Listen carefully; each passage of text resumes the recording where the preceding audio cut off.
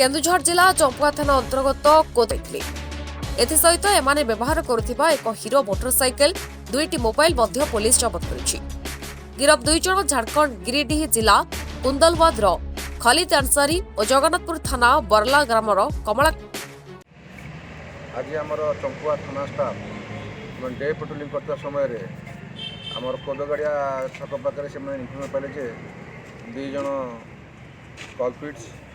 पाखे इलिगाल आर्म्स अच्छी और से गोटे स्प्लेंडर मोटरसाइकेल आसुँच बासुदेव रोड आसुँच इनफर्मेशन पाइक आमर पेट्रोलिंग अफसर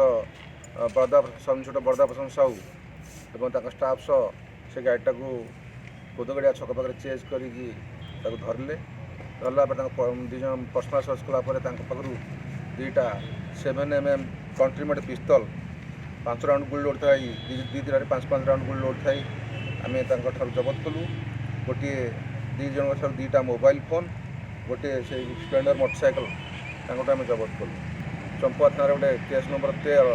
अंडर 25(1+1) ए आर्म्स एक्ट केस कर आसामी मान गिरफ कर पाखे इलिगाल आर्म्स एवं आमुनेशन जबत कर आज कोर्ट चालान कर।